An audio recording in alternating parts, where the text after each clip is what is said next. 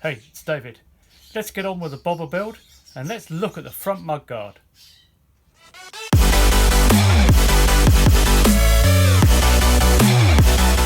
So, people have been wanting to know what's happening with the bobber build, because there's been nothing for a few weeks, and you're right, there has been nothing.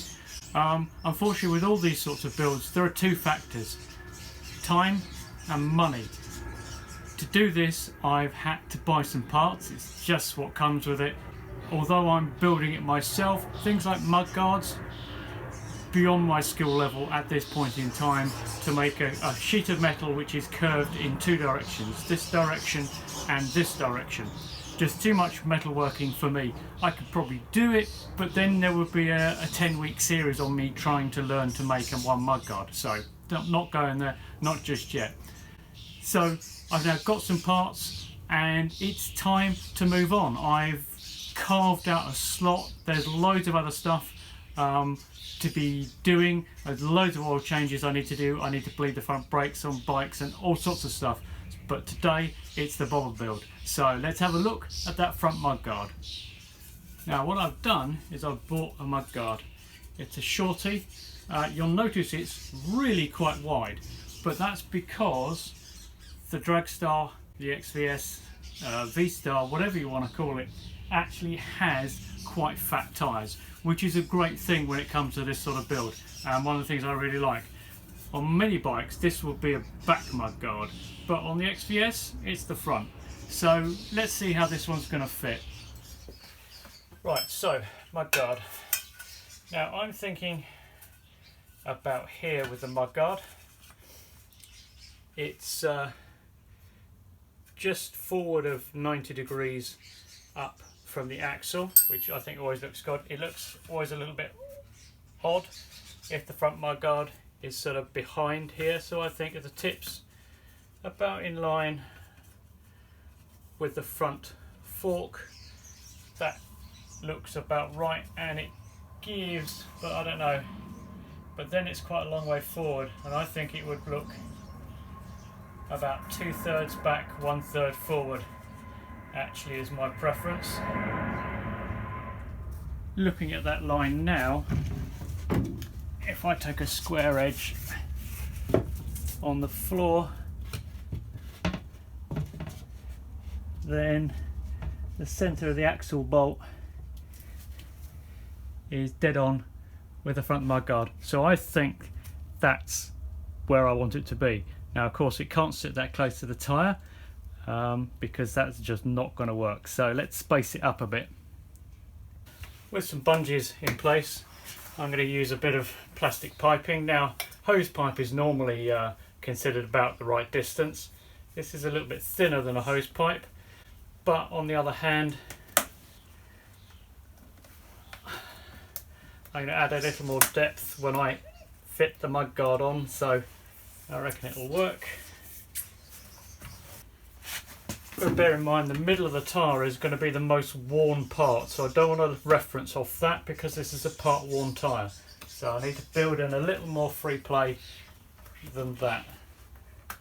And the sides being a little bit further around the tyre gives me a little bit more clearance on that side of things.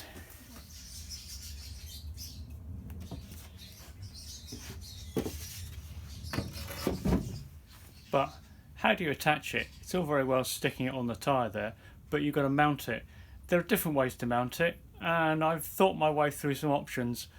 Now I could mount it as per the stock mudguard, which is to put a piece of plate steel across here, drill the holes, and then attach it somehow. But you'll notice here there's a cutout for the forks, so clearly Yamaha weren't keen on running a flat plate between here. I mean obviously this gives rigidity as well, but it does give clearance for the forks. Because you've got to bear in mind we've got these big fork covers here that are going to be bouncing up and down. I don't know what the fork travel is on these, but you can see that it's easily going to come down sort of this sort of distance. So I can't have a piece of sheet metal coming up here because that's just not going to work. So it would have to come across. So what I'm going to do instead is use some 1mm steel strip, and I haven't quite finalised what I'm doing yet, but basically the plan is to do something like this, so there's actually clearance down the side. What I'm going to do probably is put more of a double bend in, so it comes across and then up to meet this.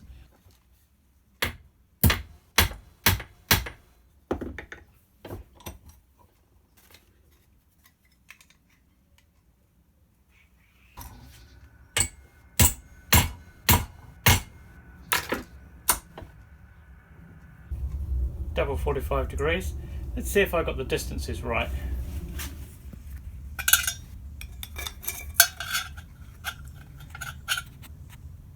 So that looks not too bad on that side.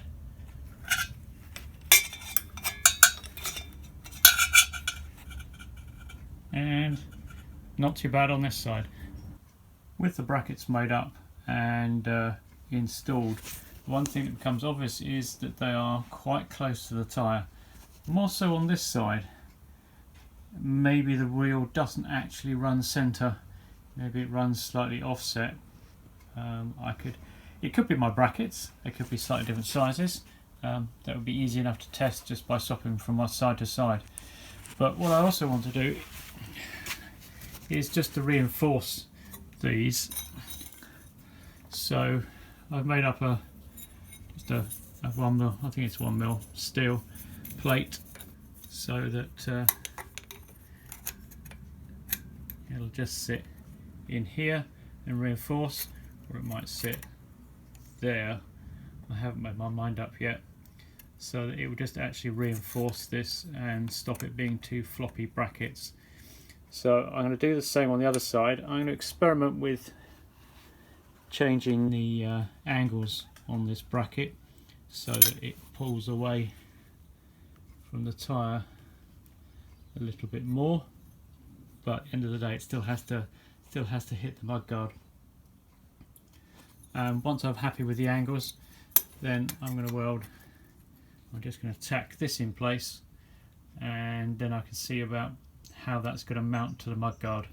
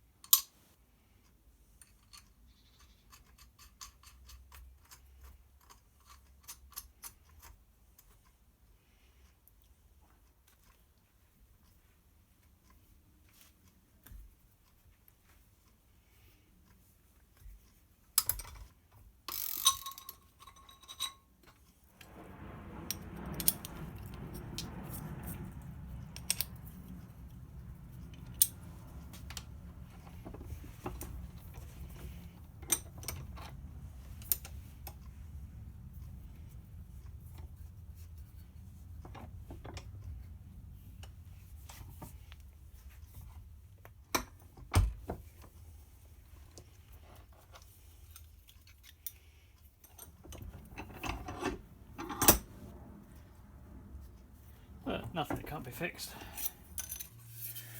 One of the issues with this mudguard, I mean, it wasn't a cheap mudguard by any means, but it's quite nicely formed. It's got a lip on the edge here, and it's rolled here, so it's quite a nice mudguard. And so it wasn't cheap. But on the other hand, this is very poorly finished, and this I think is the better of the two ends. Now that obviously is of no use in my mudguard at all, because that is just going to trap all the moisture and everything else. So that needs to be dealt with. And what I've done on this end is just closed it up a bit. There's a little bit more work can be done here just to close this up. So I'm just going to spend a little bit of time doing that. You want to do it without doing too much damage to the lip here. I've got a bit of extra denting here than what it has on this side. This side is nice and smooth. I didn't quite get it right here, So I'm going to spend a bit more time just adjusting that.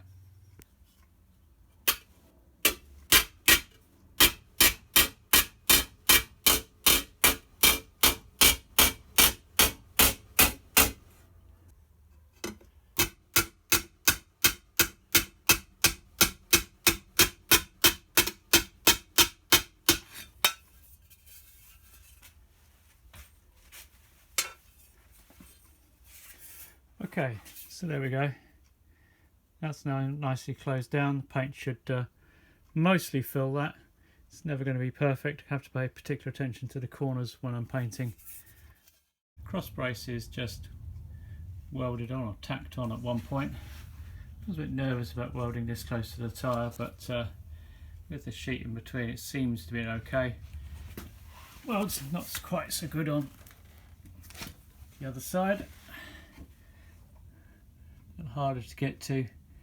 It's definitely awful, but it's not really structural, and I need to do some more welding around there, so that's just to hold it in place so that I can take it on and off.